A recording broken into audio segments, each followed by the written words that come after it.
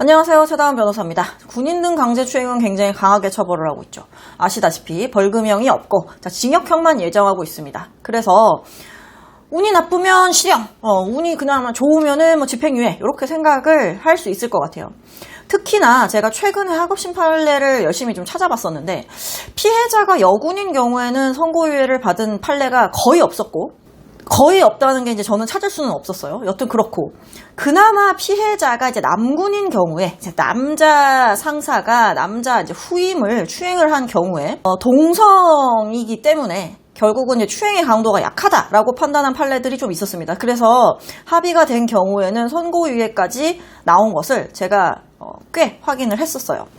물론 저는 그거에 대해서 좀 동의는 하지 않지만 어쨌든 법원이 이성에 대한 추행과 동성에 대한 추행을 조금 결을 달리 보고 있다는 것은 제가 이제 하급심 판례를 이제 찾아보면서 알게 된 것이죠. 여튼 피해자가 여군인 경우에는 굉장히 중한 처벌을 피하기가 어렵습니다.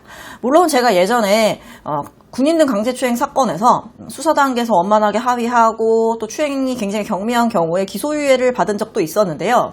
일단 기소가 되고 난 다음에 선고유예를 받는 거는 기소유예를 받는 것보다는 좀 더 어렵단 말이에요. 그래서 피해자가 여군인 상황에서 상급자가 하급자를 추행한 것이다 라고 하는 사건에서 어떻게든 선고유예를 좀 받아보려고 하급심 판례도 굉장히 많이 찾아보고 노력을 해서 결국은 선고유예를 받았습니다. 광주지방법원에서 어쨌든 선고유예를 받았는데 굉장히 성공적인 사례라고 볼 수 있고요. 피해자와 원만히 합의가 됐고, 그래서 처벌을 원하지 않고 있고, 추행의 강도도 꽤 경미한 편이고, 여태까지 죄를 저지른 적도 없어. 그 다음에 군대에서 징계를 받거나 그런 적도 없어. 무리를 일으킨 적도 없어. 이런 경우에 오랜 기간 동안 이제 군 복무를 하면서 국가에 헌신했고, 이런 점을 강조를 해서 결국 선고유예를 받은 사건이 있었습니다. 검사가 항소를 할까봐 걱정을 많이 했었는데요. 이 사건은 검사가 항소를 하진 않았고 1심에서 선고유예로 확정이 되었습니다.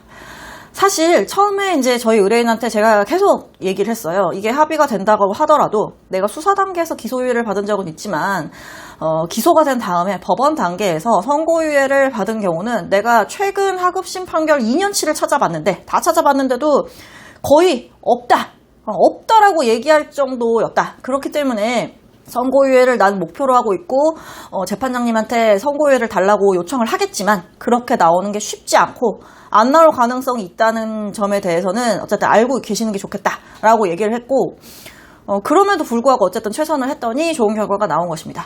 자, 간혹 이론상은 가능한데 사실상 어려운 그런 사건들을 맡게 되는 경우, 그리고 그런 사건을 맞닥뜨리게 되신 분들의 경우에도 포기하지 말라고 말씀드리고 싶어요. 어찌됐든 가능하기는 하다라면 최선을 다해서 주장을 해보고 부탁을 해보고 읍소를 해봐야 되는 것이 당연한 것이지, 확률이 많이 낮다고 하니까 포기하자라고 하는 게 답은 아닌 것 같다.